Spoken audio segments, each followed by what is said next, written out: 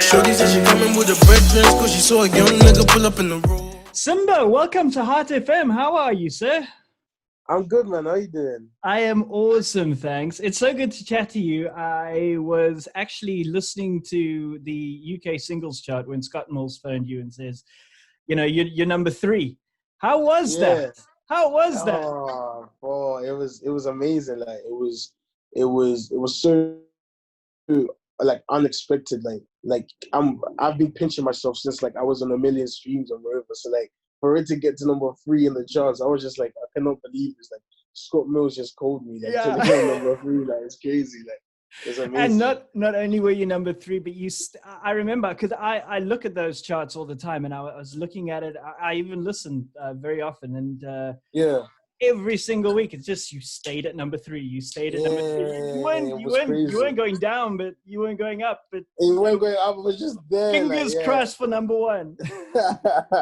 Nah, it was crazy. Like, but even to get number 3 was just a big blessing. Like that to me, that's just like it's crazy. It just shows that like if you really work for it, it just happened because it was just amazing. Like, I did not see coming at all.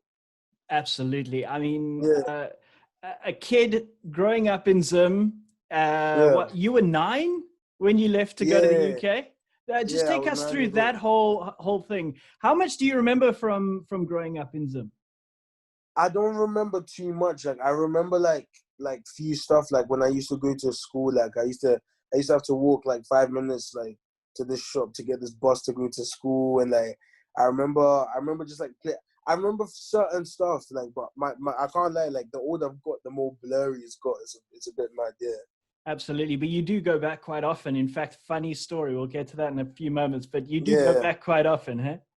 Yeah, I do. I go back every year. Okay. And the reason I say funny story is because you decided, okay, well, I'll just release the song. I'll go on holiday. I'm not going to look at my phone and stress. Yeah. What happened? Just tell us the story. I know you're probably sick of telling the story, but like... I've told them by now. I can never get tired, man. So obviously I released Rover in November, and then the end of November, I then left to go to Zimbabwe for a holiday. And I was there for the whole month, like through December, and I didn't come back till January. So this whole time, obviously, I was checking my phone every now and then. And by this time, Rover was already doing quite decent. Like, it had already done more numbers than I'd ever seen. Like, it had done, like, I think, like 500,000 or something. So I was already like, this is amazing. And now we're talking TikTok here, right? No, TikTok hadn't jumped in at this point. Oh, okay. All right, yeah. So it done like 500,000 streams on Spotify and that, but TikTok hadn't jumped in at this point. Cool. So I'm in Zimbabwe and I used to check it. I remember like 1 week after being that check, it was like 700. But then I wasn't really on my phone that much. So then obviously I get back to the airport in January, literally early January. I turn on my phone and my phone's just like ping, ping, ping, ping, ping, ping, ping, ping, ping, ping. And it did not stop. I was just like, what's going on? Yeah, and I check all my messages. I check on my phone because everyone's like, yo, like your song is all over. Like, what? No. At this point, TikTok hadn't, they were like, yeah, your song is everywhere. We can see your song everywhere, da, da, da. And then the same week, because when I was in Zimbabwe, my cousins from Australia came. Yeah. When they went back to Australia, a guy from that area must have been seeing the song on their story. Then he does the TikTok challenge, the first ever one. And from then on, it just kept going. It was just crazy. That is so crazy. So you got back, and then a few months later, your song, well, not even a few months, what was it? Maybe a month. I think it was like a month and a half. Like, a month and a half. Then your songs on the UK chart starts climbing, boom, into the top 3, in fact. Yeah. That's crazy. Amazing. That's amazing. Does anyone ever call you Leonard? My mom does sometimes, just to be annoying. when she's cross with you. No, not even. Like, she literally does it because my dad has the same name. Okay. So like my dad has the same name, so she doesn't take the piss. And she like we'll both be sat there and she'll say Leonard and she'll see who reacts first. Just to be annoying. Is that why you kind of like went for S1mba just to be different? Oh no, I've been called S1mba my whole life. Like even when I was living in Zimbabwe, like everyone just always called me S1mba. So it was kind of an easy decision for me. Okay, cool. Yeah. Where did you guys move to in the UK? And where did you grow up in the UK? And where are you based now?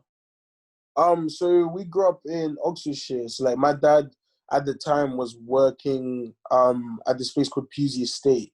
Okay. And he was like the organizer of like and the head gardener of the entire place. So like we lived there for about 2 years when I first moved here because my parents already lived in England. I was living in Zimbabwe with my grandparents.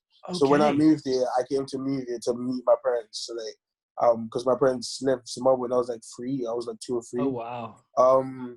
But yeah, we moved to Oxfordshire and like I lived in Oxfordshire for like basically the whole time until I moved to university to London. I was living in Oxfordshire the whole time in a place called Farringdon, Okay. near Swindon. That's where we were living. Uh-huh. Okay. Yeah, but I live And in London now. live in London. Whereabouts in London? I live in Hammersmith in West London. Okay. All right. All right. Yeah, yeah. And football? You're a football fan at all? Big football fan. Oh Big yes, football fan. I'm a big I was hoping you would say that. No, I'm a big never mind football music. Let's talk football. Okay. fan. So, I'm who do you support? I'm a worried. Manchester.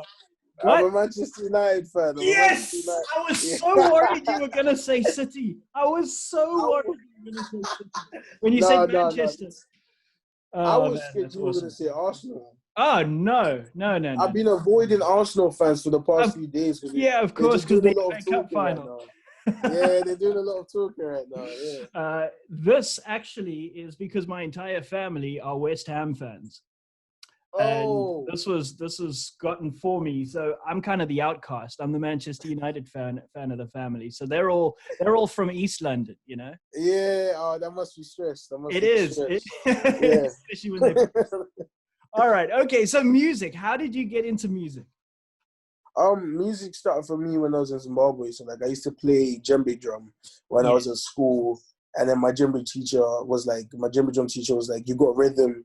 You should try marimba." So Mm-hmm. then I started playing marimba, and then the same year that I learned, after playing for about a year, then I moved to England. And the minute I moved to England, my dad gave me this little keyboard. It was like a 30-key keyboard, I think, and I just played around on it for ages. I think that's where like it first started for me. I was young. I didn't even have too much memory of it, but that's where music started for me. And that ended up me playing in church. And then that led on to me producing when I was like 14. Oh wow. Yeah, and then I was producing my own stuff until I was like 16, and then 16 is the first time I ever decided that I'm gonna try and actually like rap and sing on a beat. And yeah, and then from then I just kept going, and then I released my first song in 2018. And that's the Okay. first time I was ever like, I'm gonna take music seriously. And then from Uh-huh. then on, it was just yeah. Was that the plan? Yes, it was the plan. Okay, It was the yeah. plan. That was my Which first ever actually song. was the plan. I mean, Yeah, it really was. yeah. And the success you're having now is all part of the plan, I guess you could say. Yeah, exactly. Yeah, it's all part of the plan. And in terms of future, okay, so now you've got something to build on, and your name is out there. People know who you are. Yeah. What's next? I've got so obviously, like I told you, during quarantine I was just recording, so I've got a lot of music just kind of there, and I've got a lot of big features. Like, so I'm just excited to start releasing. I'm releasing a lot of singles this year. I was going to be releasing a project, but I've just kind of pushed that back. So you guys might not see a project till next year, but just expect a lot of music between now and the end of the year. I'm just giving music. I just want everyone to be happy and enjoy the music, man. I love it, man. Yeah. And how was lockdown for you? You guys are starting gradually to get back to normal. I mean, we've seen football's back now behind closed doors. He's talking about starting to bring fans in soon on a social distancing basis. We are not quite there. We're still very much on sort of level 3, they call it, lockdown. So okay. For you guys, how was the lockdown? And I gather for you it was actually quite productive. Yeah, like at first it was a big surprise. It was kind of like, how are you gonna expect me not to leave my house? Like, this is actually crazy. Like, I was a bit confused, but like everybody else, I got used to it. I feel like I used it productively. I just recorded and recorded and recorded. But yeah, for the first few weeks for everybody, it was just kind of like it was actually a scary time. It was kind of like, what's going on? But obviously, yeah, like you said, we're kind of starting to come out a bit more, and I'm just excited for it to all be done. I want to meet everybody and just do shows and stuff and just go out there, man. Yeah. What do you like most about doing what you do? Is it being in studio, the recording music, the making music? Is it the going out on stage? What is it that you love most? If I'm honestly speaking, I think it's the making music. I think I'm just so addicted to making music, but there is no better feeling than being on stage and like the whole crowd is just singing your lyrics back to you. Like it's crazy. Like the first time I ever had it, I used to hear like artists say like it's an amazing feeling, but first time I ever felt it, it's amazing, and you just want to do it again and again. I suppose, for any artist who has maybe just kind of had a major boost to their career, 6 months on from that boost, they would be sort of booked for every gig. They would be so busy right now. Yeah. And it's been a bit weird for you because you haven't really been able to have that. Exactly. But I bet you as soon as you go on stage now, suddenly so many more people are going to know you.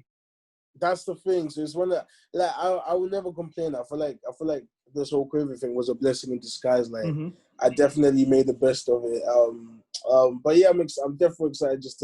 I want to fly around the world. I want to come back to South Africa. I want to do whatever. I just want to meet everyone, man. I just want to meet everyone. And as long as you promise that when you come back to South Africa, you pop into Heart.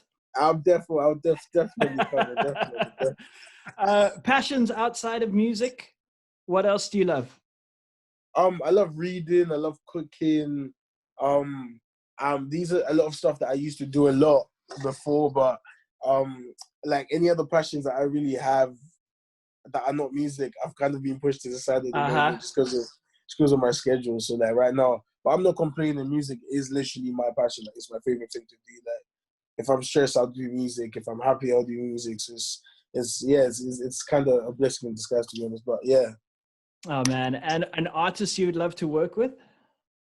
Oh, there's too many. I always get asked this question. It's like I can imagine. Yeah, there's too many people I want to work with. Like I have a whole list, like from American to even South African artists. Like I listen to like AKA. Like I just listen to so many different types of music.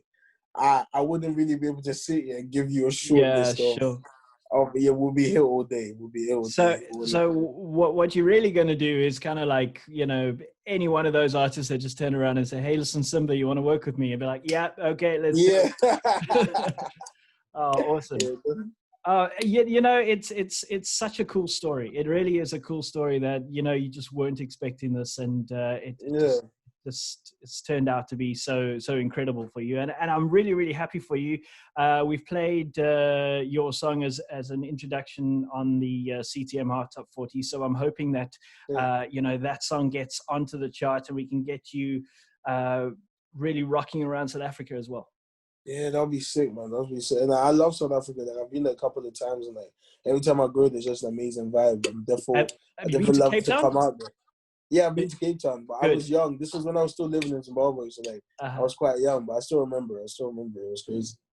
Fantastic. S1mba, thank you so much for your time, man. I really do appreciate it. Thank you for having me. And good luck with the rest of 2020. I know for some people it's been not so much of a nice year, but for you it's been like the best. Yeah, it's crazy, man. But crazy. I hope the rest of the year is brilliant, and good luck for the rest of your career as well. No, thank you for having me. Awesome. Cheers, man. Cheers. Shorty said she coming with her breakfast, cause she saw a young nigga pull up in the Rover. Now she said she wanna come over.